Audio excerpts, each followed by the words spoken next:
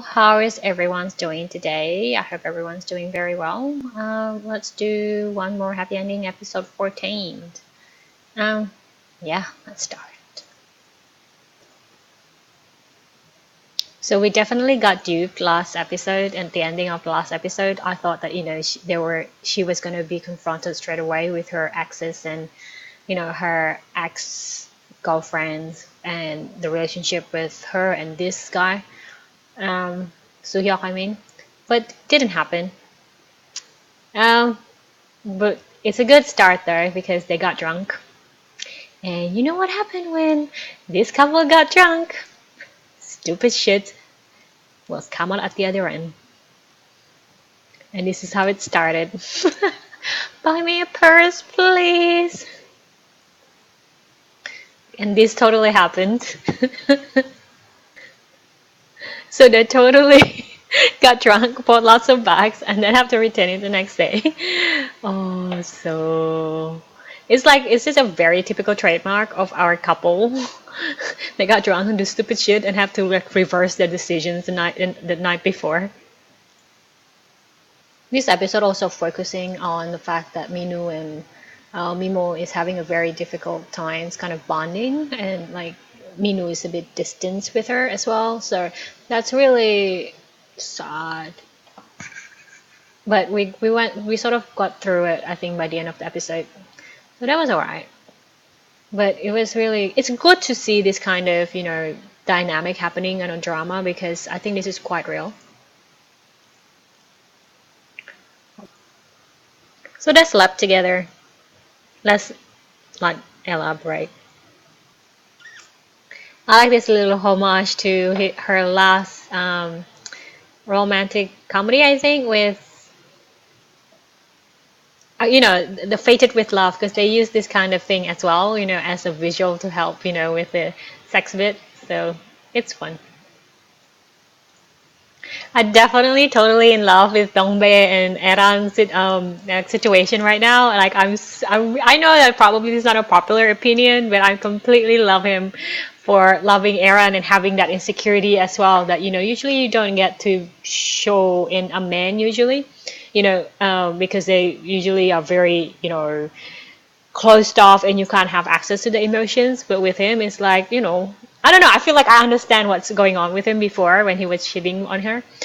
But I feel like, oh, it's just so warm and cozy now, and it just feels really good. Ah, I love him. I love him so much. It's like feeding her, it's like making sure that she eats, and I know. Ah, I don't know. I'm just really loving their relationship right now.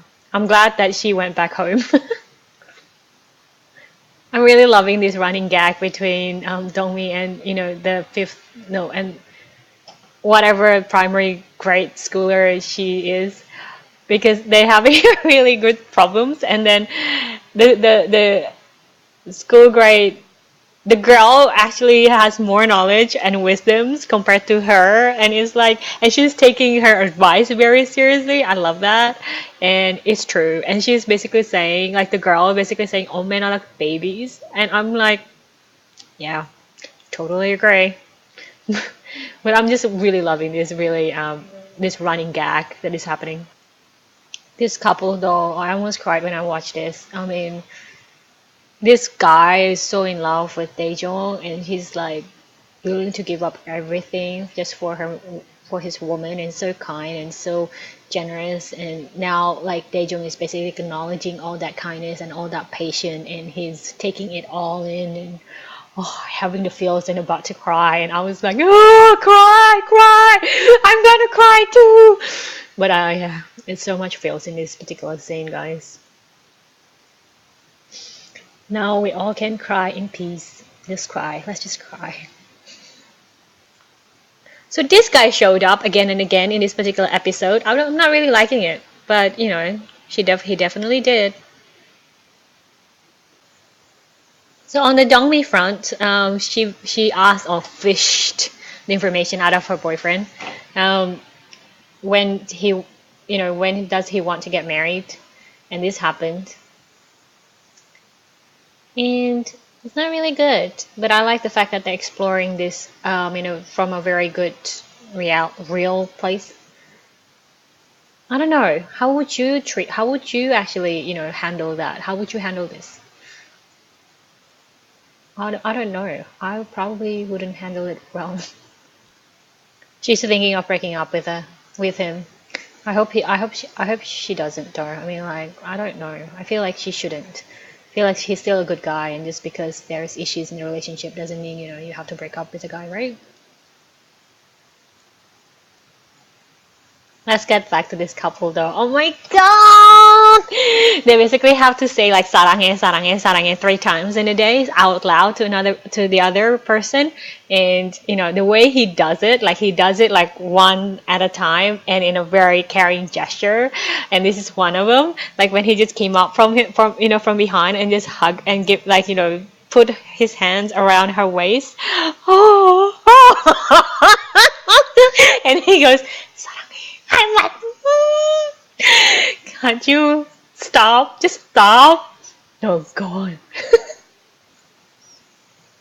But she cheated. She basically just say all three 사랑해 at one in one go. Oh. And it ended with this with it, in the it returns to the beginning scenes where she was having to deal with her ex and the fiance and everything else. So I don't know. I feel like the writer took a very different route just to come back to the same place. I don't know. I realized reviewing One More Happy Ending is very difficult because to have like so many storylines happening at the same time. But I think the main focus for this episode is for me, for sure, is Daejong and her husband and how they're repairing their relationship. So that's very important. And I feel like the other stories, the main couple stories, is a bit like in a circle right now. Like they're cute and everything. I love how like their rapport is very on point. But we could have just started with the conflict straight away with how she has to deal with her exes being in her life now because her ex fiance is very close to Soo-hyuk, which is her current boyfriend. So I feel like we could have had that sort of argument straight away, but they chose a different path, which is like they chose to deal with her relationship with Minu first, like his son. So that's dealt with. So that's out of the way. Now we have to deal with the exes. So yeah, so that's very, I don't know, very complicated, but at the same time, I'm glad that they dealt with the son's issue first. Um, Also with Dongmi, I really want to see how that progresses. I hope as a character she doesn't dump the boy because I really love the boy, and I think like the boy is actually very good to her and also for her. I like Daran and Dongbei's relationship right now. I just want them to be like just better and cuter so that we don't have to deal with that couple. We just have to deal with the other couples. And I'm not mentioning Hejun and his ex just because there's only very little time, and right now so far Hajun hasn't been the best character to swoon over, right? Like my second lead male syndrome was gone like by I don't know by what, by episode 3. Anyway, that's it for today, guys. I hope that that wasn't too cramped because there are so many things going on in this. Yeah, let me know what kind of review you guys like.